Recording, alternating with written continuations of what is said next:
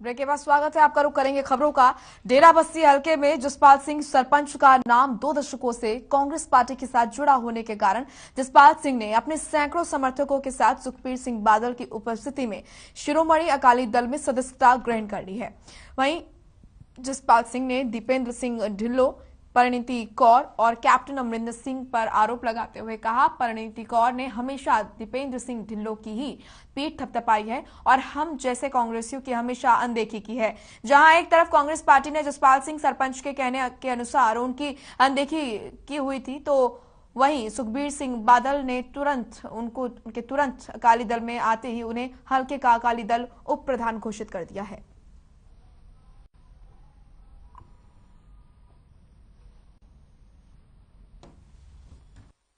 आज हमारे साथ जसपाल जी हैं। जसपाल जी, सबसे पहला प्रश्न कि ऐसा क्या कारण हुआ कि कांग्रेस पार्टी छोड़ करके श्रोमणी अकाली दल में आना?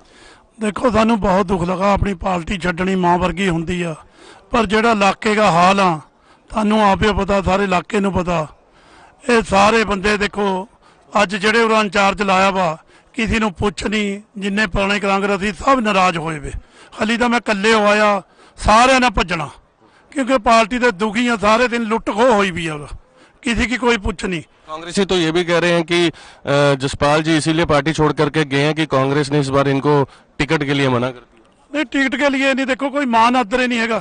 चलो टिकट तो एक को मिलनी है, टिकट की कोई बात नहीं। हम तो पार्टी की 20 साल हो गए सेवा कर रहे, तन मन से कर रहे। देखो पैसे भी खर्चे हैं, जब कोई इन्हों खड़ा होने ने बंदा नहीं मिल रहा था, कुर्सी बैठने नहीं मिल रही, जब पठड़ प्रधान थी, सिद्धू की ड्यूटी लगी, असी आप नट भज करके पूरी सेवा करी पार्टी की।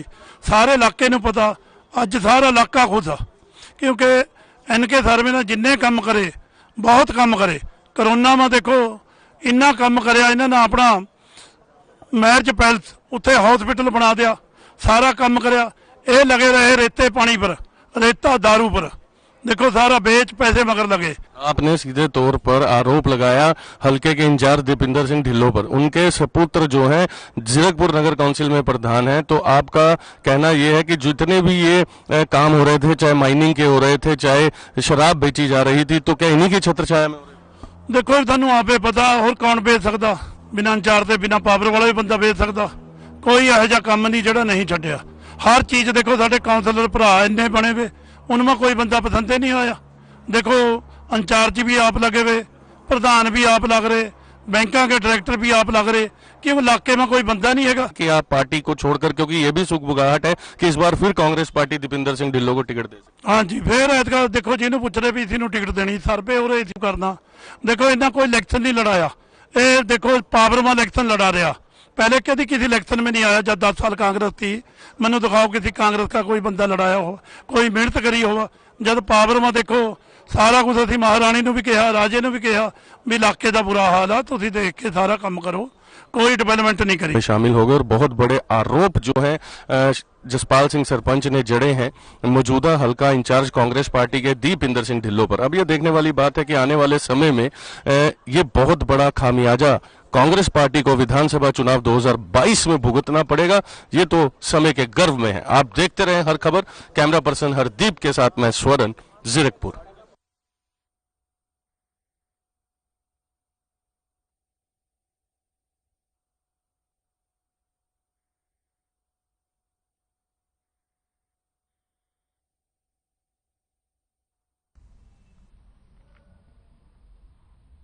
कांग्रेस पार्टी के पूर्व हल्का प्रधान जसपाल सिंह सरपंच अपने सैकड़ों समर्थकों के साथ डेरा बस्सी से विधायक एनके शर्मा की अध्यक्षता में शिरोमणि अकाली दल में शामिल हो गए, तो वहीं एनके शर्मा की खुशी का ठिकाना नहीं है।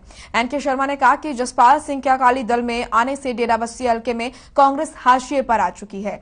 एनके शर्मा ने तंज कसते हुए कहा, दीपेंद्र सिंह ढिल्लों कांग्रेस पार्टी के डेरा बस्सी हल्का इंचार्ज हैं और वो डेरा बस्सी से 5 बार चुनाव हार चुके हैं। जिस दिन से कांग्रेस पंजाब की सत्ता में आई है, उसी दिन से भूपेंद्र सिंह ढिल्लों और उनके बेटे मिलकर डेरा बस्सी हल्के को लूट रहे हैं।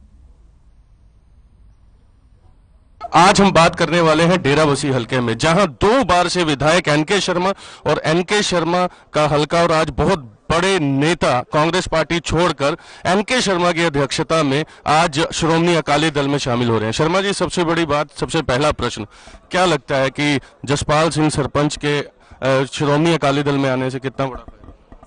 कांग्रेस हल्के में खत्म हो जाएगी। आप देखो कि ये परिवार 50 साल से लगातार इस हल्के में कांग्रेस का जो मेन बैकबोन कह लो हम वो रहा है। यहाँ पे लगातार 2 बारी गांव के सरपंच रहे हैं, काउंसलर रहे हैं, लगातार इस परिवार से ही एमसी यहाँ जीतता आया शुरू से ही। फिर पूरे हल्के का ये ब्लॉक के प्रेसिडेंट कांग्रेस के रहे हैं और बड़े ओहदों पे कांग्रेस में रहे हैं और पिछले 3 प्लान से लगातार यहाँ पे कांग्रेस की टिकट के दावेदार थे, हल्के के थे।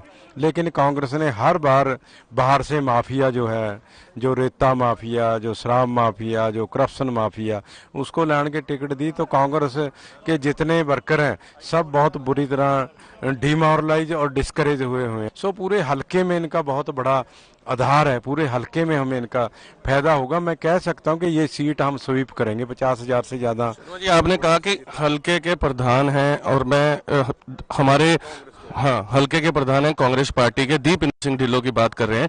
हमने हल्के के लोगों से बहुत बार चर्चा में हमें पता लगा जो आपके द्वारा विकास कार्य किए गए हैं उनके ऊपर भी एक तरह से जंग लग रहा है। ये कहीं ना कहीं ये नहीं होता कि राजनीति में आपसी द्वेष का जो खामियाजा है वो आम लोगों को भुगतना पड़ता है, चाहे आपके द्वारा कोई कॉलेज बनवाया हो या हॉस्पिटल? ये सरकार की जो नेगेटिव सोच है उसकी। आप देखो, मैंने डेराबस्सी कॉलेज में स्टूडेंट सेंटर बनाया, 400 मीटर का ट्रैक बनाया, कमर्स ब्लॉक बनाया, सिर्फ नीचे टाइलें लगानी रह गई थी। जस्ट आप देखो कि मैंने 50 लाख रुपये खर्च किए, सिर्फ 5 लाख का काम रह गया था। पैसे भी कॉलेज के पास है, इन्होंने काम बंद कर दिया, वहीं वो बिल्डिंग खंडात बन गई। स्कूल पे मैंने 50 लाख रुपये खर्च किए, यानी वहाँ पे देखो 4 करोड़ रुपये लगाया था कमर्स बोला। स्कूल की बिल्डिंग में 50 लाख रुपये मैंने खर्च किया, सिर्फ मेरे का 2.5-3 लाख का काम रह गया था। इन्होंने वो भी नहीं किया, वो बिल्डिंग खंडरात बन गई। जो पार्कें मैंने बनाई थी 25-25 एकड़ में, 7.5 एकड़ में, 32 एकड़ में, मुड़ के मेंटेनेंस नहीं की और जंगल बन गया, लोग सैर ही नहीं कर सकते वहाँ पे। इस बार आप ही के हल्के में किसानों की भी पार्टी है, उन्होंने भी मोर्चा बनाया। आप ही के लोकल कैंडिडेट हो सकता है हल्के से। आम आदमी पार्टी में सुखजिंदर रंधावा, कुलजीत रंधावा है और वो भी लोकल हैं। तो कहीं ना कहीं आपके लिए एक तरह से कंपटीशन टफ नहीं होता जा रहा? कोई टफ नहीं जी। मेरे ओपोनेंट जितने लड़ रहे हैं वो कांग्रेस पार्टी से ही गए हुए हैं, कांग्रेस के सपोर्टर। रंधावा जी पिछले 20-25 साल कांग्रेस में रहे हैं, अब 3 महीने पहले वो आम आदमी के बन गए। क्योंकि वहाँ पे आपको पता ही है कि टिकटों की सेल होती है। कैंडिडेट मुझे मिला था, उसने मुझे बताया कि मैंने 1 करोड़ ऑफर किया था, लेकिन वो 1.5 दे के टिकट ले गए हैं। वो सामने आएंगे आपके, एक दिन देखना जरा।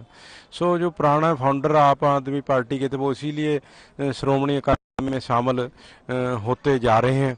दूसरों की भी आप देखना, एक पासे श्रोमणी अकाली दल बहुजन समाज पार्टी है, दूसरे पासे कांग्रेस से गए हुए कैंडिडेट ही ट्राई कर रहे हैं। डेराबस्सी हल्के से विधायक एनके शर्मा श्रोमणी अकाली दल पार्टी से हैं और देखिए आज खास तौर पर डेराबस्सी हल्के में श्रोमणी अकाली दल के परिवार में इजाफा हुआ। एक कांग्रेस पार्टी के दिग्गज नेता इस हल्के में कहे जाते हैं, काफी समय से सरपंच रहे, जसपाल सिंह सरपंच के नाम से मशहूर हैं। बहुत ये भी कहा जाता है कि बहुत रसूखदार परिवार से आते हैं और आज श्रोमणी अकाली दल के परिवार में शामिल हो रहे हैं। तो ये कहीं ना कहीं कांग्रेस खेमे को बहुत बड़ा झटका है। हमारी नजर डेराबस्सी हल्के पर बनी रहेगी, देखते रहें हर खबर। कैमरा पर्सन हरदीप के साथ मैं स्वरन। वहीं हरियाणा के फरीदाबाद में अस्पताल की लापरवाही सामने आई है, जहां पर रेल हादसे का शिकार हुए एक युवक का शव गायब हो गया, जिसके बाद रोती बिलखती मां की तस्वीरों ने सभी को झकझोर के रख दिया। परिजनों ने अस्पताल पर लापरवाही का आरोप लगाया है। वहीं अस्पताल प्रशासन ने मामले की जांच करने के आदेश दिए हैं। परिजनों के मुताबिक 10 दिसंबर को मृतक सोनू घर से किसी काम के लिए निकला था, लेकिन बल्लभगढ़ रेलवे स्टेशन के नजदीक ट्रेन की चपेट में आ जाने से उसकी मौत हो गई थी। सूचना मिलते ही पुलिस ने मृतक के शव को सिविल अस्पताल में रखवा दिया था, लेकिन जब परिजनों को शव गायब होने की खबर मिली तो हड़कंप मच गया।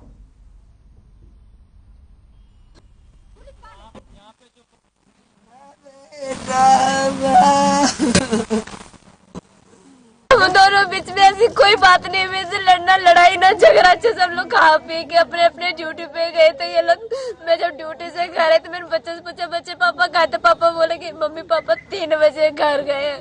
कहीं घूमने गया, पापा गया, तो हमने उस रात को नहीं ढूंढा क्योंकि मेरे हस्बैंड मम्मी के यहाँ रुक जाते हैं 1 से 2 दिन।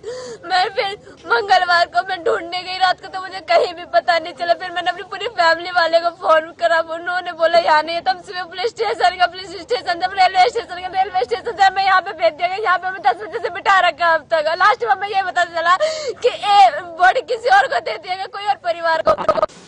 ये अभी जांच के बाद ही पूरा बात बताई जाएगी। अभी जांच का विषय है, इन्वेस्टिगेशन के बाद ही कहा जा सकता है कि क्या है। अभी फिलहाल कोई ऐसा मामला डॉक्टर की तो इसमें कोई गलती नहीं होती, क्योंकि जो आईयू है वो बॉडी को आइडेंटिफाई करते हैं और जो वारिसान हैं वो भी बॉडी को आइडेंटिफाई करते हैं। बाकी जांच के बाद ही पूरा बात बता पाते हैं।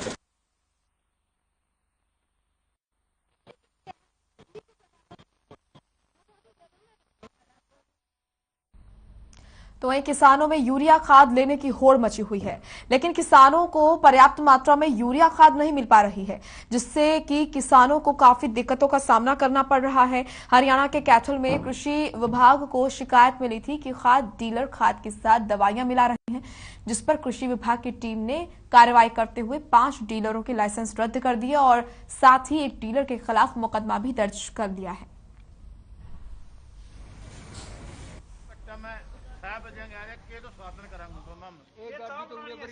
रबी सीजन के लिए जो अभी चला हुआ है, इसके लिए 78,000 मैट्रिक टन खाद की जरूरत होती है मार्च तक। अभी तक हमारे पास 61,000 टन आ चुका है, और जो कि हम अपने विभागीय अधिकारियों कर्मचारियों की उपस्थिति में हर दुकान पर खड़ा करके अपनी निगरानी में बंटवा रहे हैं। लाइन लगना एक वाजिबी बात है, क्योंकि जब रैक चलता है तो पोस्ट में आने में ऑनलाइन खाद में थोड़ा सा समय लगता है, तब तक काफी भीड़ हो जाती है।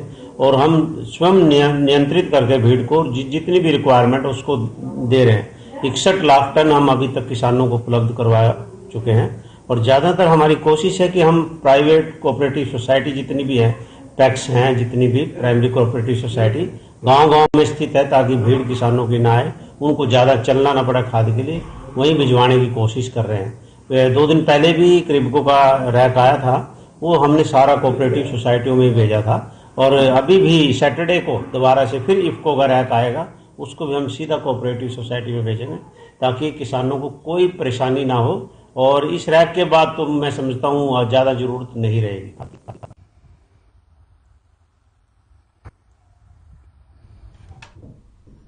चलिए फिलहाल इस बुलेटिन में इतना ही। आप देखते रहिए हर खबर। नमस्कार।